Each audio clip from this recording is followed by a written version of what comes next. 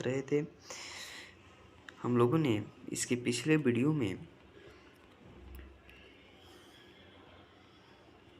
इन सभी चीज़ों को हम लोगों ने पढ़ लिया था। हम लोग पिछले वीडियो में संरचना के आधार पर युग्मक दो प्रकार के होते हैं, समयुग्मकी और विषमयुग्मकी। यहाँ तक हम लोगों ने पढ़ा था। अब समयुग्मकी किसे कहते हैं इसके बारे में जानेंगे। समयुग्मकी युग्मक में नर युग्मक तथा मादा युग्मक का आकार एवं रूप एक जैसा होता है, उसे समयुग्मकी कहते हैं। ये नर युग्मक है और ये मादा युग्मक, आकार एक ही जैसा है जैसे क्लेमाइडोमोनास।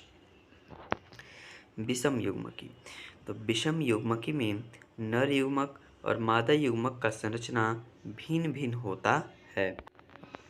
जैसे कि मानव, ज़्यादातर मादा युग्मक आकार में नर युग्मक से बड़ा होता है। मादा युग्मक आकार में क्या होता है जी? नर युग्मक से बड़ा होता है। युग्मक का स्थानांतरण कैसे होता है?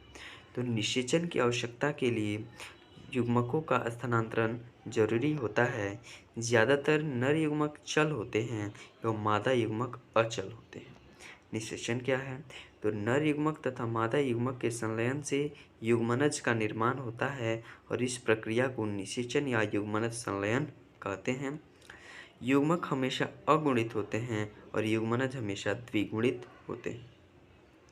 निषेचन दो प्रकार के होते हैं, पहला बाह्य निषेचन, दूसरा अंतः निषेचन। बाह्य निषेचन किसे कहते हैं? तो यह प्राणी के शरीर के बाहर होता है।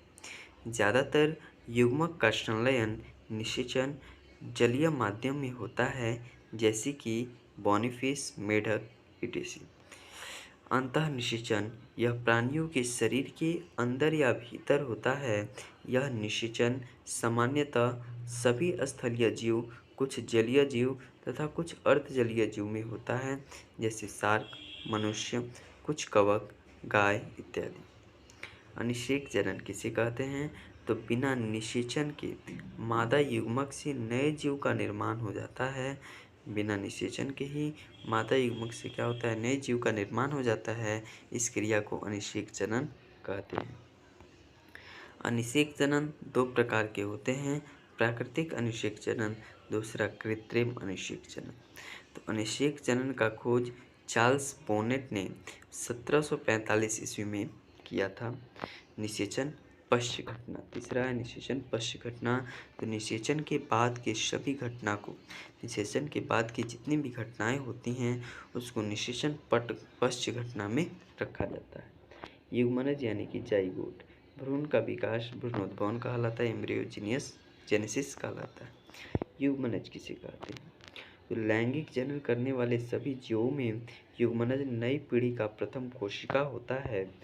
बाह्य निषेचन करने वाले जीवों में युग्मनज का निर्माण शरीर के बाहर होता है, लेकिन आंतरिक निषेचन करने वाले जीवों में युग्मक का निर्माण मादा शरीर के अंदर होता है।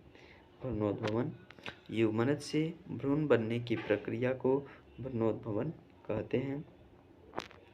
मार्फोजेनेसिस, भ्रूण में होने वाले आंतरिक एवं बाह्य बदलाव को मार्फोजेनेसिस कहते हैं।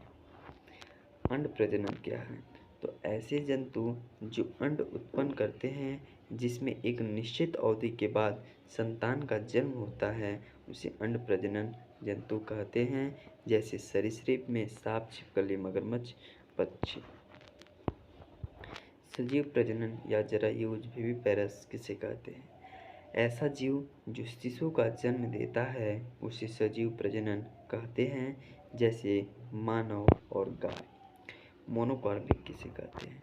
वैसा पादप जो अपने पूरे जीवन काल में एक बार पुष्प धारण करते हैं। वैसा पादप जो अपने पूरे जीवन काल में एक बार पुष्प धारण करते हैं उसे मोनोकार्पिक पादप कहते हैं, जैसे धान, गेहूँ, बांस इत्यादि। बांस की प्रजाति 50 से 100 वर्ष में एक बार पुष्प उत्पन्न करती है। पॉलीकार्पिक, वैसा पादप जो अपने पूरे जीवन काल में एक से अधिक बार पुष्प धारण करते हैं उसे पॉलीकार्पिक कहते हैं, जैसे आम या लीची। नीलकुरेंजी पादप 12 वर्ष में पुष्प धारण करते हैं। यह पौधा केरल, कर्नाटक तथा तमिलनाडु में पाया जाता है। अभी तक के लिए बस इतना ही। इसके आगे वाले वीडियो में हम लोग अभ्यास के प्रश्न उत्तर के बारे में जानेंगे। कमेंट में बताइएगा आपको यह नोट्स कैसा लगा। धन्यवाद।